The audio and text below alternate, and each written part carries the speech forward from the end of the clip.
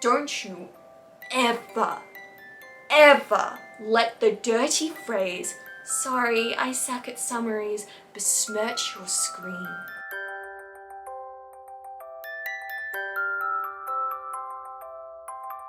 Hello fellow fic writers, kudos for clicking on this video. My name is Cora Maria and I'm here to help you write your dream fanfiction. Do you struggle with summaries?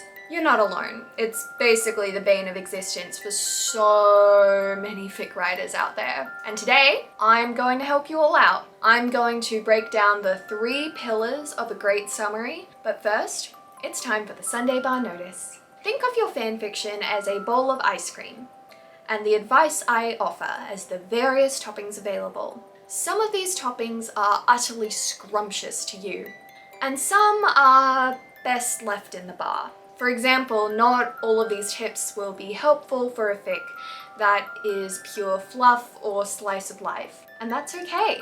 Just like we all enjoy different toppings on our Sundays, we all have different ways to write and present our stories. If any of this advice makes the process easier or more fun for you, yes, great, wonderful. But if it sucks the fun out, pay attention, because a pen wields no skill unless the hand that holds it has passion.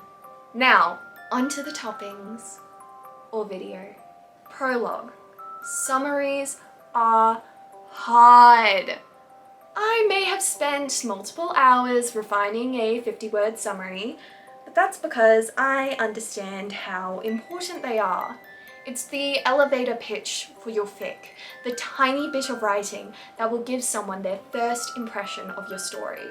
As a copywriter, I care about writing something that converts fic browsers into fic readers. But how do you take a whole story and then just condense it down to 50 words?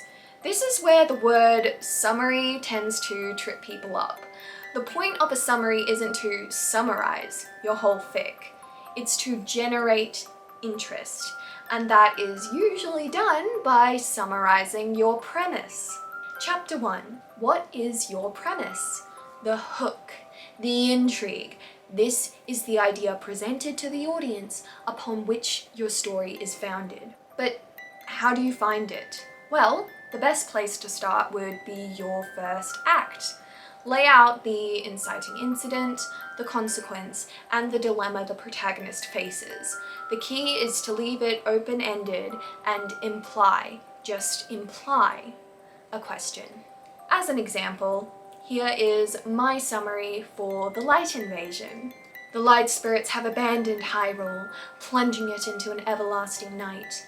Zelda's husband says that the light was stolen away. He says that the Twilight are to blame. But Midna, she calls him a liar. She calls the missing daylight a burning apocalypse upon her realm, and she calls upon Link to betray his comrades, his prince, his queen, and his kingdom.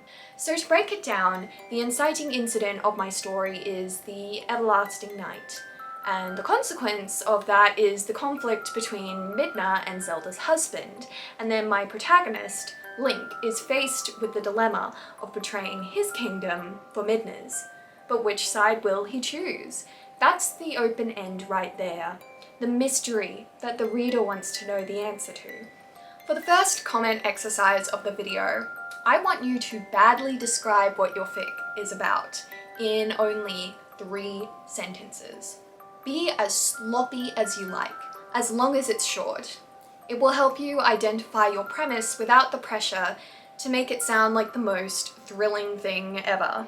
I'll go first. Mr. Mansplain Manipulate Male Wife avoids Hyrule being invaded by invading their soon-to-be invaders, and Mr. Important Hero is too smitten with his princely charm to do anything about it, much to the frustration of the goblin hitchhiking in his shadow. Chapter 2. Who are your characters?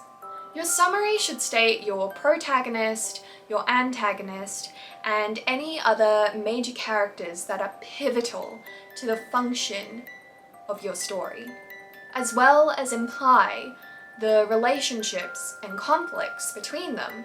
Most people seek out fanfiction to read about certain characters and dynamics, so be sure to scratch that itch. For example, my summary for The Light Invasion mentions 4 characters and implies a handful of relationships, but the most important is Link's loyalty to his kingdom versus Midna. That is the source of intrigue and contention right there. Inter-character conflicts, when written well, are the milk and cookies of your suspense. One thing I'd like to note is that the only reason why Link is clearly the protagonist of my story is because of the pre-existing context of canon. If this was an original story or my main character wasn't the same as the source material's main character, I'd have to be more clear in establishing who my protagonist is. This time, comment the 2 or 4 at most characters in your story and what the key relationships between them are. Is it a ship, a friendship, a rivalry? This is the chance to talk dynamics. And I know we love to talk character dynamics in broad fandom culture. Go on. Gush. The space is there for you. Chapter 3. What are the stakes? We all know that tension doesn't exist without stakes. So in order to intrigue the reader, you need to tell us why we should care. What torment will you put our favorite characters through? In The Light Invasion, I do have canon helping me along. Anyone who has played Twilight Princess beyond the 3rd dungeon knows exactly how deadly the light spirits are to the fictional Twilight race and how they deal with it. Thus, the premise revolving around the light spirits overtaking the Twilight realm clearly implies that the Twilight are forced to exist in the shadows of their own home.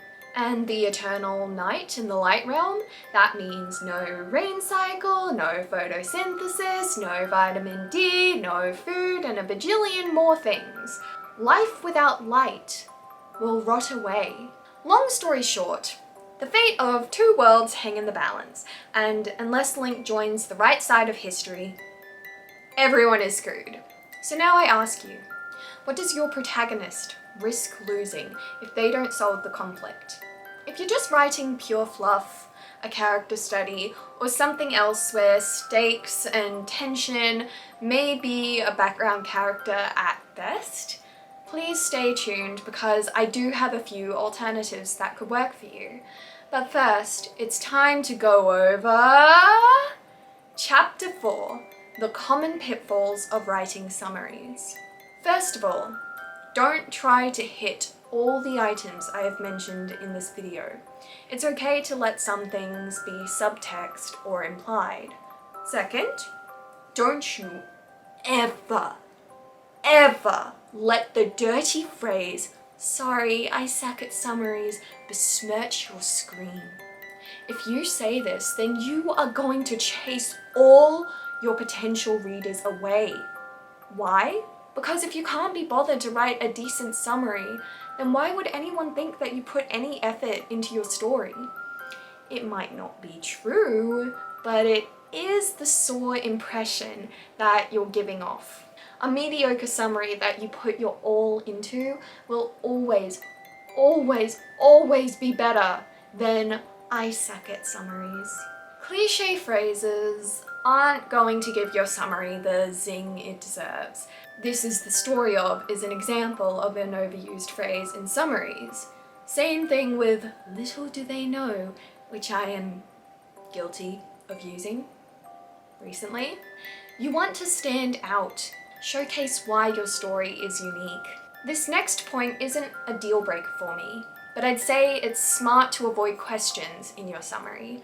Will A and B confess their love for each other before it's too late?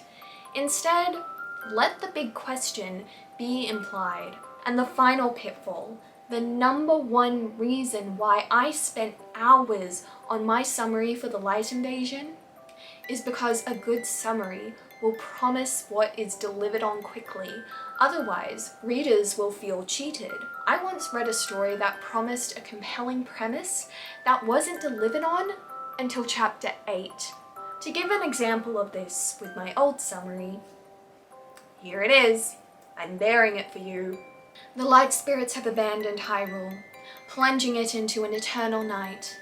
When Link learns of his destiny, he travels with an incessant little imp to the Twilight Realm, where he finds it scorched by Hyrule's missing daylight. Now, I really like that summary, but the only problem was a pretty glaring one. Link and Midna don't arrive at the Twilight Realm until chapter 14. If that was what I teased instead of the dramatic divided loyalties conflict in the first 13 chapters, then that would have made readers feel cheated, as if the story isn't about what I promised, and they wouldn't enjoy the very necessary journey to the Twilight Realm. Which key events happen in your first 3 to 5 chapters? List them below, along with your current summary if you have one, and see how well they match up. Chapter 5. But what if you really can't write a summary? If you're someone who is still struggling to write a summary, or you just aren't writing long fic with stakes and conflict, then here are your lazy but effective ways out. Your summary could just be a pasted sample from your writing. This is something I've seen quite often, and it can hit really well. Choose something that showcases a character dynamic or what your premise is all about, and you're golden.